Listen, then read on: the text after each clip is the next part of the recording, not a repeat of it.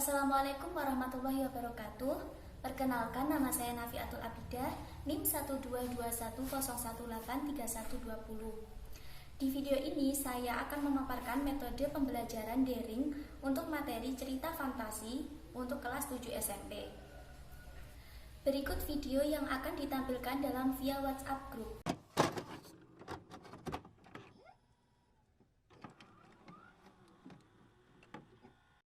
Assalamualaikum warahmatullahi wabarakatuh. Bagaimana kabarnya hari ini anak-anak? Semoga kita selalu diberi kesehatan dan tetap semangat ya, meskipun dalam situasi pandemi corona saat ini. Baik, hari ini Ibu akan menjelaskan materi tentang cerita fantasi. Apa ada yang tahu cerita fantasi itu apa? Nah, benar sekali. Cerita fantasi sendiri merupakan jenis narasi di mana pengarang bisa mengembangkan kreativitas yang dimiliki karena memang cerita ini hanyalah fantasi dari dirinya sendiri. Secara umum, teks cerita ini hampir sama dengan teks narasi secara keseluruhan, namun memiliki perbedaan pada alur, unsur, serta struktur cerita yang digunakan, di mana cerita biasanya cenderung dilebih-lebihkan. Cerita fantasi bisa dibilang sebagai sebuah kisah atau cerita karangan dengan alur yang normal, namun sifatnya imajinatif. Seringkali berbagai unsur di dalam cerita tersebut, seperti peristiwa yang terjadi di dalamnya, tidak akan pernah benar-benar terjadi di dunia nyata. Misalnya, apakah kalian pernah melihat atau membaca cerita Putri Duyung? Itu termasuk dalam cerita fantasi. Nah, yang selanjutnya ada ciri-ciri cerita fantasi atau narasi, yaitu memiliki ide cerita yang tidak dibatasi oleh realita atau kenyataan dunia atau bersifat fiksi. Yang kedua, di dalam cerita terdapat keanehan seperti sihir, makhluk ajaib, maupun sesuatu yang misterius. Yang ketiga, penggunaan latar dapat menembus ruang dan waktu.